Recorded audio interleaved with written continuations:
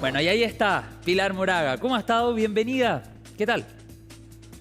Hola, ¿qué tal? Muchas gracias por la invitación y por darle espacio a los temas que se discuten en la COP de Cambio Climático de este año. Bueno, me imagino que ya está de regreso en nuestro país, ¿verdad? Y si es así, que nos cuente cómo le fue en esta COP29 y qué cosas saca en limpio luego de toda la discusión que pudo escuchar allá.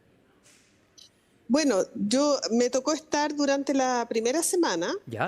Las negociaciones continúan hasta este viernes Así y se es. espera que los resultados o bien los acuerdos se alcancen o el viernes o el domingo, como muchas veces es tradición, dadas las dificultades de alcanzar los consensos adecuados. Ahora, lo que se puede percibir, bueno, la comunidad internacional está muy tensionada, ¿no? Sabemos las crisis, las guerras, los conflictos a nivel mundial, y eso no favorece nunca las negociaciones internacionales, menos en un ámbito como es uno tan relevante como es enfrentar los desafíos que plantea el cambio climático. Entonces, el panorama internacional no es el más adecuado para estos momentos, pero por otro lado estamos viviendo una situación de crisis mayor en la que se requiere, y es uno de los objetivos de esta cumbre, ¿no? Que es de alcanzar acuerdos en materia de financiamiento Sí. para poder acelerar, en el fondo, la acción climática a nivel mundial y sobre todo de países en desarrollo, que no son los responsables de la generación Eso, de este sí. fenómeno global. Eso es súper relevante, directora. Estamos conversando con Pilar Moraga, directora del CR2, porque hay una decisión o un esfuerzo que pueden hacer países en vías de desarrollo, pero sabemos que el impacto más grande viene de las grandes potencias, precisamente para ir en beneficio de países como el nuestro. Y en ese sentido quisiera preguntarle, Pilar, ¿cuál es el compromiso de nuestro país y qué tanto puede impactar en el escenario mundial el esfuerzo que haga un país como Chile? El esfuerzo puede tener un gran impacto, ¿ya? No en términos individuales necesariamente, pero sí cuando existe una definición de política nacional ambiciosa en lo que es la acción climática. Esto puede tener un impacto, ¿por qué? Porque aunque seamos un país pequeño con pocas emisiones globales, ¿Ya? Chile está dentro de conglomerados de negociación, como por ejemplo el ILAC. Y en ese sentido hay un grupo de negociación que empuja ciertas agendas. Y Chile tiene todo el interés para que la ambición en materia de acción climática aumente. ¿Y por qué? Porque somos un país vulnerable.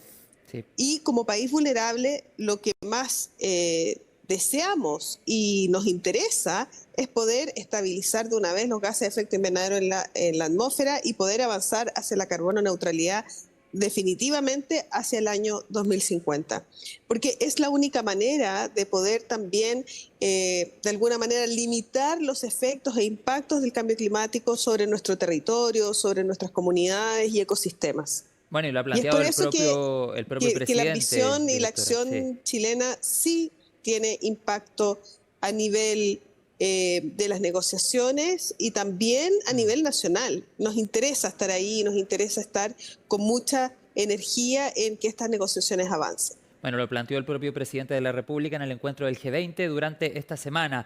Recordemos, COP29, que se está desarrollando desde el 11 de noviembre, llega hasta este 22, por lo tanto estamos en las horas cruciales para que se tomen los acuerdos. ¿Cómo interpreta, directora, lo que sucedió precisamente en el encuentro de este año? Ausencia de grandes líderes a nivel mundial. Usted al comienzo de la entrevista señalaba el escenario mundial que se está viviendo. Hay conflictos súper potentes, súper grandes, que han generado una particular atención y tensión durante las últimas horas. Me refiero, por ejemplo, a lo que sucede entre Rusia y Ucrania. Sabemos el conflicto latente en Medio Oriente, etcétera.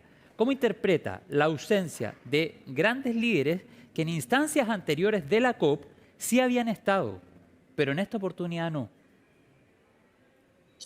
Bueno, hay que decir que no en todas las COP asisten los máximos líderes o los líderes mundiales en el escenario internacional. Y que esta COP es la antesala quizás de una COP más importante, que es la del próximo año, que se va a desarrollar en Brasil, en la ciudad de Belén.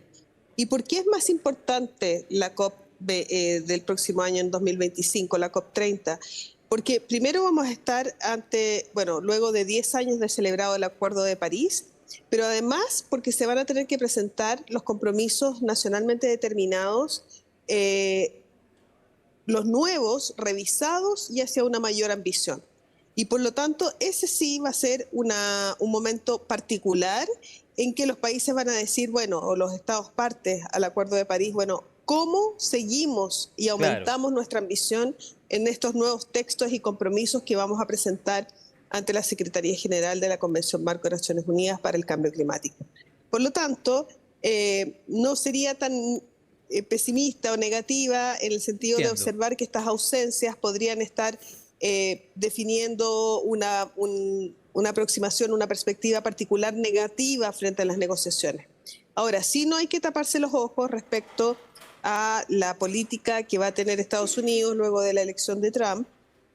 Y en este sentido también sí ocurrió algo que me llama mucho más la atención, que yo creo que hay que observar, es que la delegación de Argentina que asistió a las negociaciones se retiró muy tempranamente de las instalaciones de la COP por decisión o por comunicación del presidente de ese país, que los llamó a no ¿Y qué señal es esa para ser la región, activos directora? en las negociaciones de cambio climático. ¿Qué Eso señal es podría esa? suponer, ¿Ya? pero estamos especulando, ¿Sí?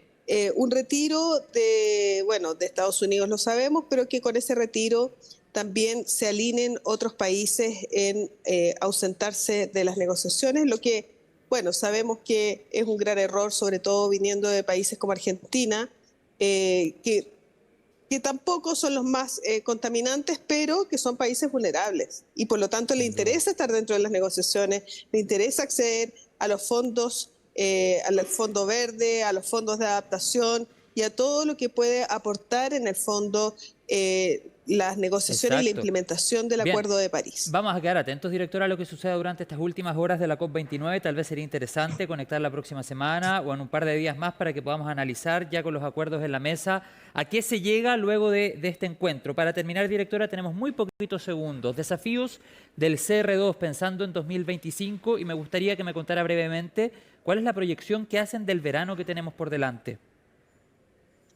Bueno, yo soy abogada de formación, por lo tanto yo me entero con otras voces de mis colegas climatólogos y que son expertos en el área. Sí.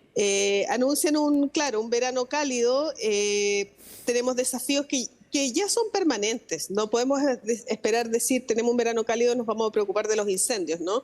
Yo creo que aquí la autoridad ha sido se ha adelantado bastante a los hechos en decir, bueno, acá tenemos que estar atentos y bien alertas frente a lo que viene, porque esto ya es un escenario usual al que nos vamos a tener que acostumbrar con o sin calor. Sabemos que la zona central particularmente está con un nivel de sequía muy importante que favorece estos eventos de incendio y por lo tanto vamos a tener que hacer frente de manera permanente y de manera preventiva, y ese es el desafío de la adaptación en esta materia.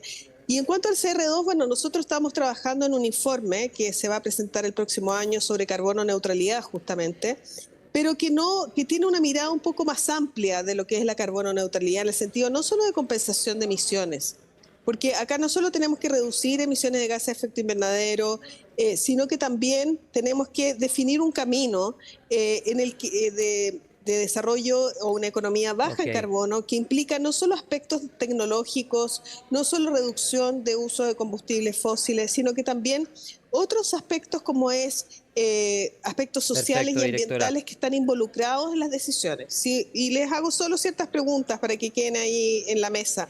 ¿Qué pasa si eliminamos los subsidios a los combustibles fósiles? ¿Qué es lo que hay que hacer, no? A la benzina, a la parafina. ¿Qué pasa si eliminamos esos subsidios? ¿Cuáles son los efectos sociales que eso tiene? Pese a todos los beneficios ambientales y el aporte a la política de cambio climático que podemos hacer. Sabemos que tiene un impacto mayor en la sociedad. Sí. O el cierre de termoeléctricas a carbón, que ha dejado a varios ya en Chile y en el mundo. Ya tenemos la experiencia de que quedan muchos trabajadores sin sus fuentes de empleo cuando no existen políticas de reconversión laboral suficientes para acoger a estos trabajadores en otro tipo de industria. Entonces, el desafío es mayor y hay que comprender que esta es una transición energética que involucra distintos aspectos. Perdón que la interrumpa, pero es súper interesante lo que ha manifestado al final, así es que queda más que invitada para una próxima sesión de CNN Tiempo. Los encabezados que usted acaba de decir creo que dan para una entrevista en sí misma. Así es que muchas gracias por eso y quedamos atentos a fortalecer el trabajo preventivo. Hay un concepto que me gusta mucho que nos ha enseñado Fernando Paulsen en CNN Chile Radio, que es el de la sorpresa predecible. Sabemos que el verano va a ser caluroso, usted lo decía anteriormente, así es que después, comillas, no nos pille por sorpresa. Hay que prevenir. Muchas gracias. Gracias. Muchas gracias a ustedes. Que les vaya muy bien. Hasta luego. Gracias.